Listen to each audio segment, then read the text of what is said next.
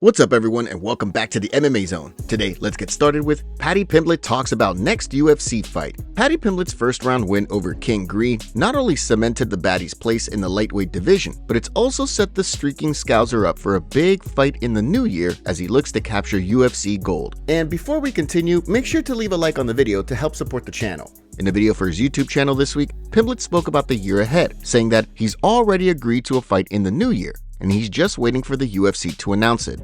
Nice end to the year, to be honest. I'm in good shape, about 84, 85 kilo. People have been speculating about doing fighting this and that. I'm coming for that belt, so I'm looking for higher ranked fighters, and I'm sure you'll see a fight announcement soon enough. I've said yeah, the opponent said yeah, we just need to get stuff signed. So there's no discord, everyone. Like, comment, subscribe, and I'll see you at the top. In the meantime, there's already been tons of speculation about who his opponent will be, considering Michael Chandler had said in an interview after his loss to Charles Oliveira that he was interested in a fight with Pimblett and it would happen at some point. There's a chance the two could wind up colliding in the new year. On top of that, after Pimblett weighed in on Dustin Poirier's loss to Islam Makhachev, we could wind up seeing the two fight for the Diamond's last dance. What are your end of the year awards, Bob?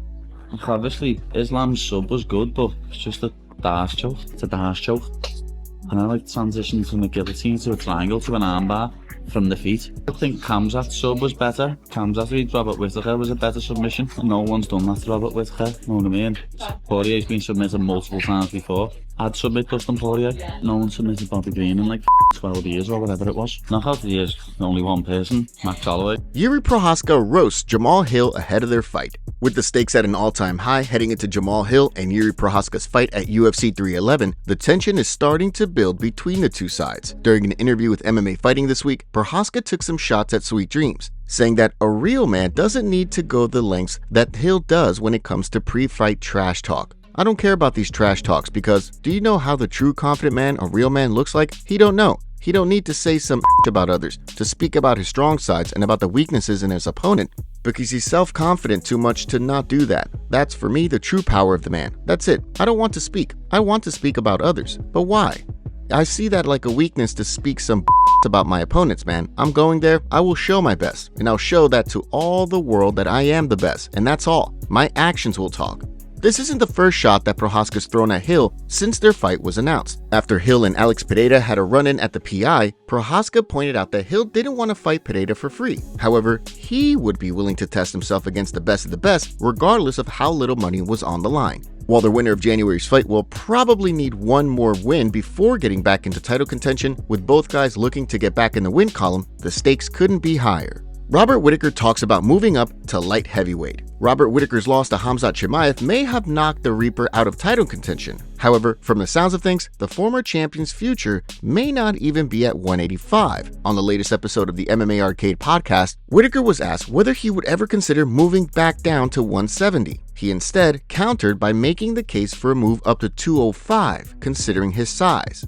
If I wouldn't go down. I can't go down. No. This is not possible anymore. I'm still playing with the idea of going up to light heavy, dude. I'm a big dude. Much bigger than people think I am.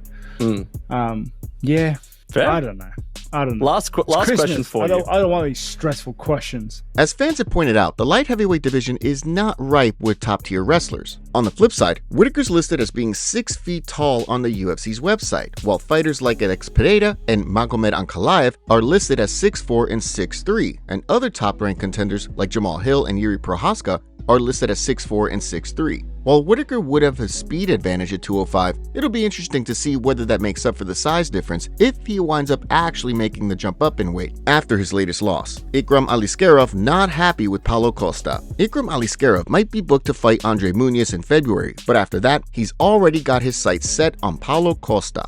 According to Aliskerov, the UFC offered Costa a fight against him, and in response, Costa said that he had no clue who he is. Because of that, Aliskerov is looking to go out there and pick up a big win over Andre Muniz on February 1st, before then demanding a fight with Paulo Costa. In a post on social media, he wrote, "When UFC offered you a fight with me, you said that you don't even know my name. Now you are 1-4 in your last 5 fights, and you're posting stupid Photoshop pics to attract attention. I have unfinished business on February 1st, and after that, I am ready to ask UFC for your head on a plate, Borrachinha." On the flip side, there's been no word on when Costa will be back in action after his loss to Sean Strickland this past summer. Since posting on Instagram that he's looking to bring back the old Paulo Costa that fans know and love, there's been no word on when he'll be back in action or who he'll fight. If Aliskerov does wind up getting the win on February 1st, it might only be a matter of time before a fight with Costa gets booked. Raul Rojas Jr. gets first job plus gets roasted by fans. Raul Rojas Jr. might be 4-1 inside the octagon, but outside the octagon, he's still just an ordinary kid. In a video shared online and reposted on the Full Send MMA TikTok, Rosas can be seen working at his daytime job at Los Portales Meat Market. The MMA community was quick to react to the situation, with one fan writing, "Just how bad is UFC pay?" Another took aim at the UFC's contracts, $12K a fight. Others agreed. His contract is $50K show and $50K to win. The smallest contract is $15K now, not $12K, and he don't make that. Some members of the MMA community don't think that the UFC's entry-level contracts are worth it. I feel like some of these fighters should quit, lol. $12K a fight has got to be a joke. One fan suggested that Rosas' dad forces him to have a regular job. Pretty sure his dad makes him work to try to instill a work ethic in him, because I think his dad threatened to not let him fight because of something he did. Another said that Rosas may not be good with his money. He said he bought his mom a car. If he did that, he shows he's not good with his money, which is fair, given he's very young. One fan agreed, adding, he's probably not very good with his money yet. Another pointed to an old video where Rosas Jr. bought a pool on Amazon and a red carpet for his hallway.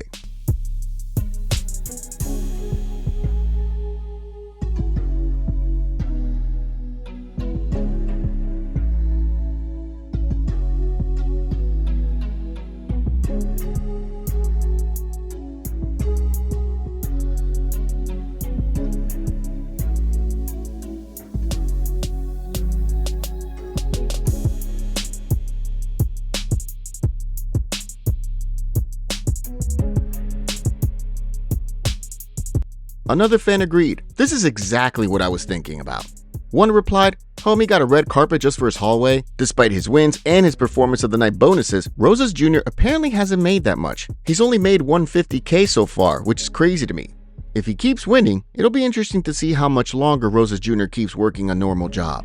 Tommy Fury breaks silence on Darren Till cancellation. Tommy Fury's boxing match with Darren Till was over before it even started, with Fury backing out of the fight once Till said that if the fight wasn't going his way, that he would fire off a head kick at the boxer. From the sounds of things, that wasn't the only reason that Fury wound up backing out of the fight. In an interview with IFL TV this week, Fury said that he's hearing that the former UFC title challenger and his team were actually in contact with betting companies to discuss MMA tactics in the fight. Because of that, he had no interest in stepping into the ring to settle things the old-fashioned way. At the end of the day, I'm a professional fighter. I'm coming here to fight. You know, I've had a year and a bit out of the ring. The last thing I want to do is have somebody losing a couple rounds and do something stupid like take me down, do whatever. I'm not interested in no circus. I know it's misfits. I know they all love that. But I don't want that for my career. So at the end of the day, you got a man on the phone to betting companies or whatever saying he's gonna do this and do that. I don't need that, to be quite honest with you. I don't need it. So if you want to act like that, no problem. You'll get replaced. At the end of the day, we'll come on to a much bigger and better fight. At the end of the day, Darren had his chance. He's an and he blew it. The fight was supposed to be the second one Till has had since parting ways with the UFC. And if you remember, when he and the UFC parted ways, Till said that he was going to get some work done on his knees, get some wins, and then return to the octagon. Considering that Till is 33 and now has just one fight since he parted ways with the promotion in March of 2023, we may never wind up seeing him in the UFC again. Concerns rise for Merab Dvalishvili ahead of UFC 311. After winning the title against Sean O'Malley back in September, Merab Dvalishvili will look to defend his title for the first time this January when he faces off with Umar Nurmagomedov. Given the quick turnaround, Dvalishvili isn't at 100% heading into January's co-main event. However, while trying to get some medical work done on an injury at the PI, he was told that he could not enter because Umar Nurmagomedov was already there. I'm here in front of UFC PI.